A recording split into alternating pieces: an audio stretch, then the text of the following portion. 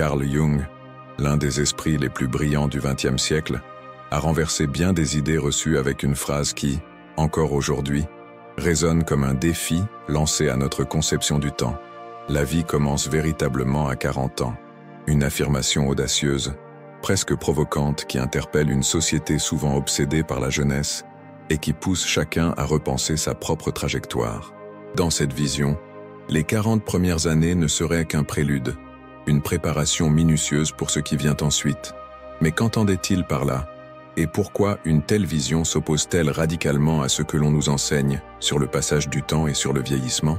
Dès notre plus jeune âge, nous sommes imprégnés d'un récit collectif où le vieillissement est perçu comme une pente descendante, une perte progressive de vitalité et de potentiel. La jeunesse, au contraire, est glorifiée, associée à l'énergie, à l'enthousiasme et à l'espoir. Mais ce récit est-il juste? Jung semble dire non, et propose une perspective totalement différente, presque libératrice. Si, au lieu de craindre l'avancée en âge, nous la voyons comme une opportunité, une véritable renaissance, pour comprendre cela, il faut revenir à ce que représentent ces années de préparation. Les premières décennies de notre vie peuvent être comparées à la construction des fondations d'une maison. Pendant cette période, nous absorbons, expérimentons et construisons des structures, nos identités, nos relations, nos valeurs. Ce processus ressemble à celui d'un architecte qui recueille les plans, teste des matériaux et tente différentes conceptions avant de réellement ériger l'édifice. Mais à quoi sert tout cela si ce n'est qu'une préparation? C'est ici que réside la subtilité de la pensée jungienne. Ces années ne sont pas inutiles, bien au contraire. Elles sont essentielles pour collecter les outils nécessaires à une vie plus profonde, plus alignée sur notre être véritable. Imaginez un jeune adulte qui se lance dans une carrière prestigieuse, séduit par l'idée d'une réussite visible et applaudi. Pendant des années, il travaille dur, accumule des distinctions et obtient la reconnaissance qu'il pensait tant désirer. Mais au fil du temps, il commence à sentir un vide, une sorte d'inadéquation entre ce qu'il fait et ce qu'il est. Ce phénomène, Jung l'explique comme le moment où la persona, ce masque social que nous portons pour répondre aux attentes des autres, commence à montrer ses failles. Ces premières années de vie, bien qu'essentielles, sont souvent dictées par des pressions extérieures, la validation sociale, le désir d'appartenance, ou encore le besoin de prouver sa valeur. Mais que reste-t-il une fois ces objectifs atteints? Cette question universelle et profondément humaine marque le début d'un basculement. Les 40 premières années, selon Jung, ne sont pas là pour répondre à toutes les questions, mais pour les poser. Qui suis-je? Que dois-je faire de ma vie? Qu'est-ce qui me rendra heureux? Ces interrogations nous guident et façonnent nos choix. Mais les réponses que nous trouvons dans cette période demeurent souvent incomplètes, car elles sont enracinées dans des attentes extérieures. Prenons l'exemple d'une femme qui, après avoir consacré sa jeunesse à gravir les échelons d'une grande entreprise, se rend compte à la veille de ses 40 ans que cette ascension ne lui a jamais vraiment apporté la paix intérieure qu'elle cherchait. Ce n'est pas un échec, comme certains pourraient le penser, mais une invitation à aller plus loin, à explorer ce qu'elle désire véritablement au-delà des apparences. Ce tournant, souvent considéré comme une crise dans notre culture, est en réalité une opportunité selon Jung. Il ne s'agit pas de renier ce que l'on a construit, mais de reconnaître que ce n'était qu'un point de départ. C'est une préparation, une période où l'on s'est familiarisé avec les règles du jeu, où l'on a appris les codes, mais où l'on n'a pas encore pleinement joué sa propre partition. Et c'est précisément à ce moment, lorsqu'on approche de la quarantaine, que quelque chose de fascinant se produit. Les priorités changent, les ambitions se transforment, et de nouvelles questions émergent. Pourquoi ces changements se produisent-ils à cet âge? Peut-être parce que, pour la première fois, nous disposons d'une certaine distance avec notre passé. Nous avons connu des succès et des échecs, des joies et des douleurs, et toutes ces expériences ont ajouté des couches à notre compréhension de nous-mêmes. Comme un sculpteur qui retire peu à peu l'excédent de pierre pour révéler la forme cachée, nous commençons à percevoir ce que nous sommes réellement, derrière les attentes des autres et les rôles que nous avons endossés. Ce cheminement, bien qu'exigeant, est aussi incroyablement libérateur. Car pour la première fois, nous avons l'opportunité de nous poser une question essentielle. Et si ma vie pouvait être autre chose que ce que j'ai toujours cru? Cette idée, intrigante et un peu effrayante, marque le début d'une transformation. C'est là que réside tout le génie de la pensée jungienne. transformer ce que beaucoup voient comme un déclin en un éveil, un second souffle où tout devient possible. Mais ce n'est que le début de l'histoire. Car si ces 40 premières années sont une phase préparatoire, alors qu'arrive-t-il ensuite? Quelle est cette vie véritable que Jung évoque? Et comment passer de l'état de recherche à celui de réalisation? Les premières décennies de notre vie, bien qu'essentielles, ressemblent souvent à une pièce de théâtre dans laquelle nous jouons des rôles prédéfinis. Ces rôles, appelés persona par Carl Jung, ne sont pas nous-mêmes dans notre entièreté, mais des masques, des constructions sociales conçues pour répondre aux attentes des autres. Dès l'enfance, nous apprenons à adapter nos comportements pour plaire à nos parents, nos enseignants, nos pairs. Ces ajustements, nécessaires à notre intégration sociale, deviennent peu à peu des facettes de notre identité. Mais que se passe-t-il lorsque ces rôles finissent par nous emprisonner? Imaginez une jeune femme qui, dès son adolescence, excelle dans ses études parce qu'elle sait que c'est ce que l'on attend d'elle. Sa réussite devient son identité. Au fil des ans, elle gravit les échelons professionnels, accumule distinctions et promotions. Pourtant, à l'aube de ses 40 ans, un malaise s'installe. Les accomplissements qui autrefois la faisaient vibrer semblent désormais vides de sens. Pourquoi? Parce que cette persona qu'elle a construite, celle de la femme brillante et accomplie, n'est qu'une partie d'elle-même. Elle a négligé d'autres aspects de sa personnalité, d'autres besoins, d'autres rêves. La persona est un outil puissant.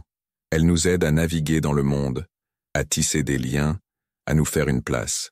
Mais lorsqu'elle devient trop rigide, elle peut étouffer notre véritable nature. Jung comparait cela à un acteur qui oublierait qu'il joue un rôle et finirait par croire qu'il est le personnage qu'il interprète. Cette confusion peut conduire à une profonde insatisfaction, car plus nous nous identifions à notre persona, plus nous nous éloignons de notre essence. Cette dichotomie entre la persona et le vrai soi n'est pas uniquement une idée théorique, elle se manifeste dans la vie quotidienne de nombreuses personnes. Prenons l'exemple d'un homme qui, toute sa jeunesse, a été encouragé à suivre la carrière prestigieuse de médecin, métier considéré comme noble et valorisé socialement. Il réussit brillamment, mais au fond de lui, il ressent une attirance inexplicable pour l'écriture. Pendant des années, il met de côté ce désir, le reléguant à une distraction. Pourtant, au fil du temps, ce besoin de créer des histoires devient un murmure persistant, un appel qu'il ne peut plus ignorer.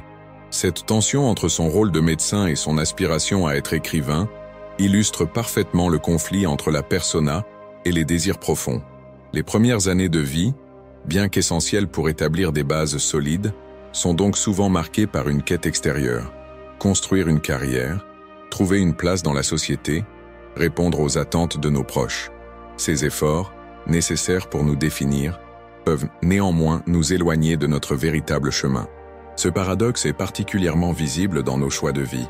Combien de personnes réalisent, des décennies plus tard, qu'elles ont suivi un chemin dicté par d'autres, plutôt que celui qu'elles auraient instinctivement choisi? La société joue ici un rôle crucial. Nous vivons dans un monde où l'apparence et le statut social sont survalorisés. Dès notre plus jeune âge, nous sommes bombardés de messages nous poussant à réussir, à être le meilleur. Ces injonctions, bien qu'externes, finissent par devenir des voix intérieures que nous confondons avec nos propres désirs. Mais qu'advient-il lorsque ces voix s'éteignent? Lorsque les rôles que nous avons joués commencent à s'effriter? C'est souvent à ce moment, autour de la quarantaine, que des fissures apparaissent dans la persona. Ces fissures ne sont pas des faiblesses, mais des opportunités. Elles révèlent ce qui a été caché, oublié ou réprimé. C'est un peu comme une vieille maison dont les murs commencent à montrer des craquelures.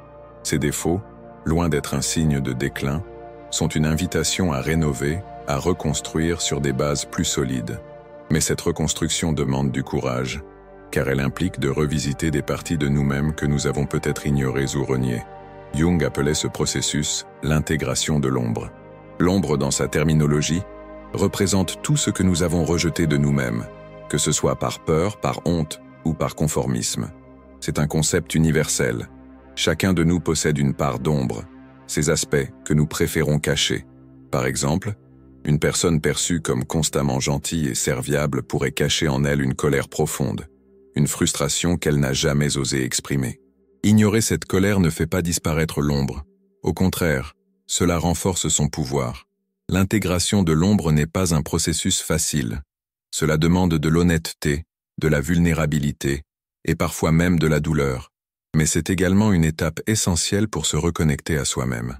En affrontant ce qui se cache dans notre ombre, nous pouvons découvrir des trésors insoupçonnés, des talents oubliés, des passions refoulées, ou même une nouvelle vision de la vie.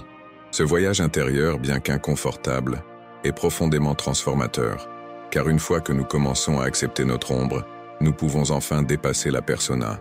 Cela ne signifie pas que nous devons rejeter tout ce que nous avons construit dans les premières décennies de notre vie. Au contraire, il s'agit de s'appuyer sur ces fondations pour construire quelque chose de plus authentique, de plus aligné avec notre véritable nature. Mais comment faire face à cette transition? Comment passer d'un masque social à une vie plus authentique? Et surtout, que trouve-t-on de l'autre côté, une fois l'ombre intégrée? Ces questions, fondamentales, ouvrent la porte à une exploration encore plus profonde, celle de l'individuation, le véritable objectif de la deuxième moitié de la vie, selon Carl Jung. Lorsque les fissures dans la persona commencent à apparaître, un processus profond et souvent inévitable s'enclenche, celui de l'individuation. Ce concept clé de la pensée jungienne décrit le cheminement vers l'intégration et la complétude de soi. Il ne s'agit pas seulement de découvrir qui nous sommes réellement, mais de réunir toutes les parties de nous-mêmes, y compris celles que nous avons longtemps ignorées ou rejetées, pour vivre une vie plus authentique et alignée. Mais comment ce processus débute-t-il, et pourquoi est-il si souvent associé à cette étape cruciale de la vie qu'est la quarantaine? Tout commence généralement par une question simple, mais déstabilisante. Est-ce vraiment tout ce qu'il y a? Cette pensée, parfois fugace, peut surgir lors d'un moment inattendu, un anniversaire marquant, une soirée calme, où le silence devient assourdissant, ou même une conversation banale qui nous pousse à réfléchir. Peu à peu, cette question grandit, devenant un murmure persistant que l'on ne peut plus ignorer, et avec elle viennent d'autres interrogations. Suis-je en train de vivre la vie que je veux vraiment? Qu'est-ce qui compte réellement pour moi? Ces questionnements ne sont pas des signes de faiblesse ou de confusion, mais des invitations à aller plus loin, à regarder au-delà des apparences. Prenons l'exemple d'un homme qui, après des années consacrées à bâtir une carrière prospère, se retrouve un jour face à une étrange insatisfaction. Il a tout ce qu'il pensait vouloir, une maison confortable, une famille aimante, un poste prestigieux, mais un vide persiste. Ce vide, Jung dirait, est le signal que son âme aspire à quelque chose de plus profond. L'individuation commence souvent ainsi, par un sentiment diffus que la vie telle qu'on l'a menée jusqu'ici n'est plus suffisante. Cette transition, cependant, n'est ni immédiate ni facile. Elle exige un regard honnête sur soi-même et un courage immense pour affronter des vérités inconfortables. Car individuer, c'est aussi se confronter à notre ombre, cette part de nous-mêmes que nous avons tenté d'oublier. Cela peut être la reconnaissance de désirs inavoués, de peurs que l'on a évitées ou de blessures que l'on a tenté de masquer. Mais c'est aussi une occasion de libération. En acceptant notre ombre, nous nous libérons du poids de la négation et faisons de la place pour quelque chose de nouveau. Jung comparait souvent ce processus à un voyage initiatique, semblable aux quêtes mythologiques que l'on trouve dans toutes les cultures. Le héros, au départ, vit une vie ordinaire, jusqu'à ce qu'un événement ou un appel le pousse à sortir de sa zone de confort. Ce voyage est semé d'épreuves. Il doit affronter des monstres, surmonter des obstacles et, souvent, affronter ses propres démons intérieurs. Mais à la fin de cette quête, le héros revient transformé, enrichi d'une sagesse nouvelle qu'il ne possédait pas au départ.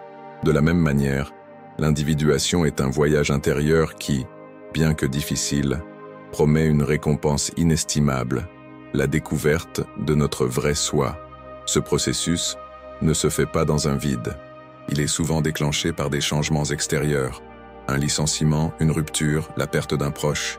Ces événements, bien qu'ils puissent sembler destructeurs, servent souvent de catalyseurs, nous obligeant à réévaluer nos priorités et à reconsidérer ce qui donne réellement du sens à notre existence. Mais l'individuation ne nécessite pas toujours une crise dramatique. Parfois, elle commence simplement par un désir de plus de profondeur, de plus de connexion avec soi-même et avec les autres. Au fur et à mesure que nous avançons dans ce processus, nos priorités changent. Ce qui semblait si important dans la jeunesse, la reconnaissance sociale, les succès matériels, perdent son attrait. Nous commençons à chercher autre chose, un sentiment d'authenticité, une vie alignée avec nos valeurs profondes. Cela ne signifie pas que nous rejetons tout ce que nous avons accompli jusque-là. Au contraire, ces expériences deviennent les fondations sur lesquelles nous construisons une existence plus significative. Un exemple frappant est celui des artistes et des écrivains qui, après des années passées à suivre des chemins conventionnels, retrouvent leur passion créative à l'âge mûr. Ils ne commencent pas nécessairement une nouvelle carrière pour chercher la gloire ou le succès, mais pour exprimer une vérité intérieure, pour vivre en accord avec leur essence. C'est cette authenticité qui devient le moteur de leurs actions, et non plus les attentes extérieures. Mais cette quête d'authenticité n'est pas toujours bien comprise par l'entourage. Lorsque nous commençons à remettre en question les conventions et à suivre notre propre chemin, cela peut susciter des résistances. Les amis, la famille ou les collègues peuvent ne pas comprendre pourquoi nous changeons, pourquoi nous abandonnons des projets qui semblaient si prometteurs, ou pourquoi nous choisissons un chemin qui, de l'extérieur, semble moins pratique. Cela fait partie du voyage. L'individuation implique de trouver la force de rester fidèle à soi-même, même face à l'incompréhension ou au jugement des autres. À ce stade, une question se pose. Que trouve-t-on au bout de ce chemin? Jung disait que l'individuation n'est pas un état final, mais un processus continu. Il ne s'agit pas d'atteindre une perfection idéale, mais de devenir pleinement humain, avec nos forces et nos faiblesses, nos ombres et notre lumière. C'est un voyage sans fin, mais c'est aussi ce qui le rend si riche. Et pourtant, ce processus ne se fait pas sans récompense. En apprenant à nous connaître véritablement, nous découvrons une liberté que nous n'avions jamais imaginée. La liberté de vivre en accord avec notre être profond. Mais comment cette transformation influence-t-elle notre relation avec les autres, notre vision du monde, et surtout, notre capacité à trouver un sens à la vie? Ces questions ouvrent la voie à la prochaine étape de notre exploration, celle où l'individuation nous pousse à redéfinir nos priorités et à embrasser une nouvelle forme de sagesse. Lorsque le processus d'individuation commence à transformer notre relation avec nous-mêmes, il ne tarde pas à influencer la manière dont nous interagissons avec le monde et les personnes qui nous entourent. Ce tournant, bien que souvent subtil, marque une transition cruciale, celle où nos priorités changent radicalement, passant de l'ambition extérieure à la quête de sens intérieur. Mais comment ce changement se manifeste-t-il concrètement? Et pourquoi est-il si puissant à cette étape de la vie? Pour comprendre cette mutation, il est utile de revenir à une vérité simple mais souvent négligée. Nos choix, pendant les premières décennies de notre vie, sont fréquemment motivés par des attentes extérieures. Nous cherchons à répondre à des normes sociales, à plaire à nos proches, à prouver notre valeur dans un cadre souvent défini par d'autres. Pourtant, à mesure que nous avançons dans notre parcours, ces objectifs perdent de leur attrait. Ce qui comptait autrefois, obtenir une promotion, impressionner nos pairs, accumuler des possessions matérielles, semble soudain dépourvu de sens. Ce vide, bien que déroutant, est une invitation à explorer ce qui nous importe véritablement. Imaginez une femme qui, après des années de dévouement à sa carrière, réalise un jour qu'elle n'éprouve plus aucune satisfaction dans son travail. Elle commence à se poser des questions qu'elle n'a jamais osé envisager auparavant. Pourquoi fais-je cela? Est-ce que cela reflète vraiment qui je suis? Ces interrogations, loin d'être un signe de crise, sont en réalité le symptôme d'une prise de conscience plus profonde. Elles marquent le début d'un retour vers soi, un recentrage où l'authenticité devient une priorité. À ce stade, un changement majeur s'opère. Les décisions ne sont plus guidées par la peur de l'échec ou le désir de validation, mais par un besoin d'alignement avec ses propres valeurs. Prenons l'exemple d'un homme qui, après une carrière dans un domaine lucratif mais impersonnel, décide de tout abandonner pour se consacrer à une passion de longue date, comme l'enseignement ou la photographie. Ce choix, qui peut sembler irrationnel ou risqué aux yeux de son entourage, est en réalité une preuve de courage. Il illustre la capacité à écouter cette petite voix intérieure que nous avons trop souvent ignorée.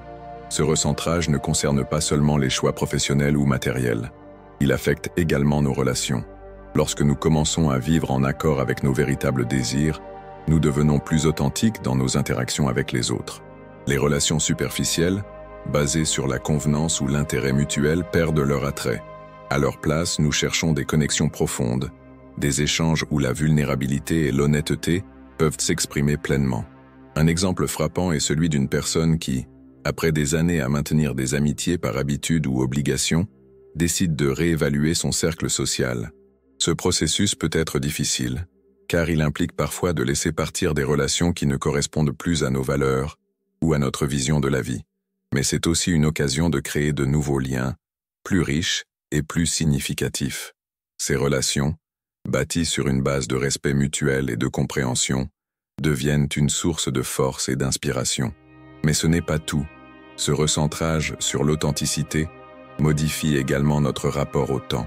Pendant notre jeunesse, le temps est souvent perçu comme une ressource infinie, un bien que l'on gaspille sans trop y réfléchir. À l'approche de la quarantaine, cette perception change. Nous devenons plus conscients de la valeur du moment présent et plus déterminés à ne pas le gaspiller dans des activités ou des engagements qui ne nourrissent pas notre âme. Ce n'est pas une prise de conscience mélancolique, mais plutôt une invitation à vivre avec intention, à savourer chaque instant avec une présence accrue. Cette transformation est soutenue par des changements neurologiques fascinants. Des études ont montré qu'à mesure que nous vieillissons, les centres émotionnels de notre cerveau deviennent plus équilibrés. Nous sommes moins enclins à réagir de manière impulsive et plus capables de prendre du recul face aux défis de la vie.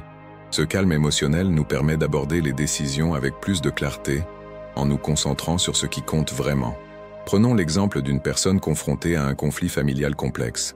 Là où, dans sa jeunesse, elle aurait pu réagir avec colère ou frustration, elle choisit maintenant une approche plus réfléchie, en tenant compte des émotions et des perspectives de chacun. Ce type de maturité émotionnelle ne naît pas du jour au lendemain, mais est le fruit de l'expérience et de l'introspection.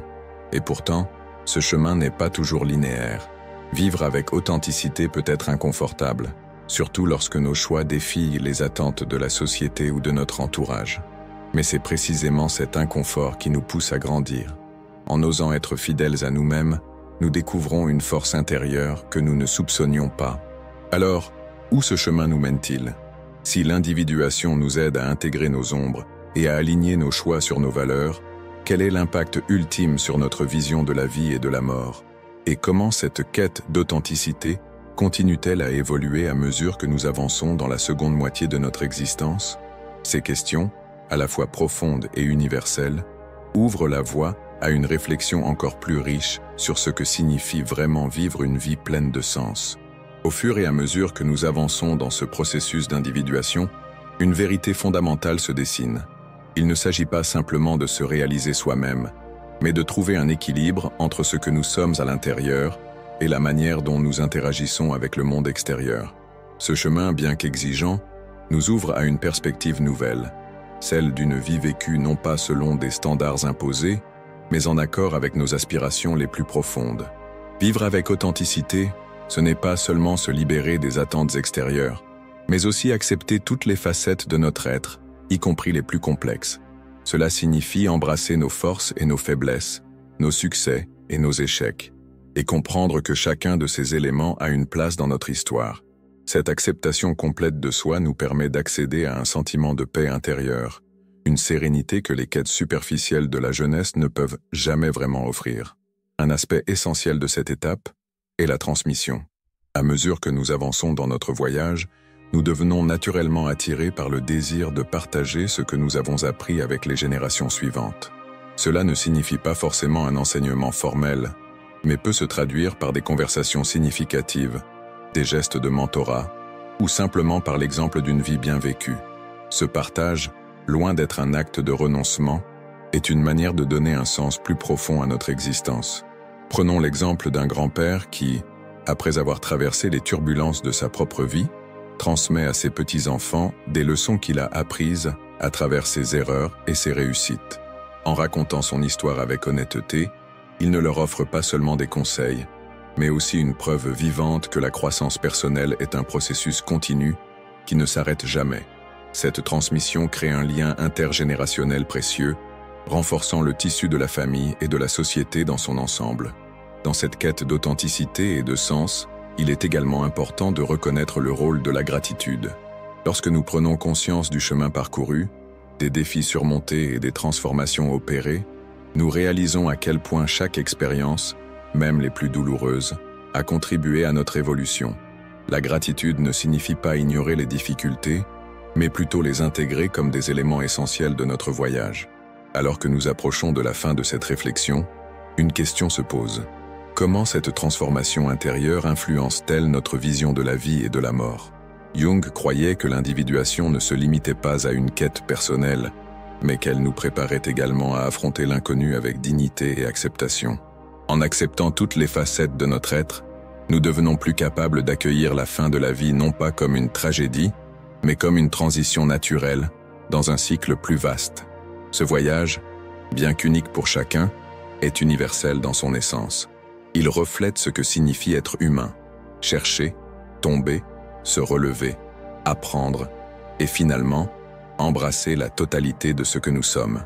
Cette quête, loin d'être un fardeau, est un privilège, car elle nous offre l'opportunité de vivre une vie riche de sens et de connexion. À vous qui avez suivi cette exploration, merci d'avoir partagé ce cheminement à travers les réflexions de Carl Jung et les profondes questions qu'il soulève. En nous ouvrant à ces idées, nous ouvrons également une porte vers une meilleure compréhension de nous-mêmes et du monde qui nous entoure. Que ce voyage intérieur vous inspire à embrasser votre authenticité, à affronter vos ombres et à célébrer la lumière qui réside en vous. Comme le disait Jung, ce qui est le plus terrifiant, c'est de s'accepter soi-même totalement. Mais c'est aussi là que réside la plus grande liberté, celle de vivre pleinement et intensément, en harmonie avec ce que nous sommes réellement. Merci de votre attention, de votre curiosité et de votre envie d'explorer ces profondeurs. Puisse ce chemin, bien qu'exigeant, vous mener à une vie remplie de sens, de joie et d'authenticité.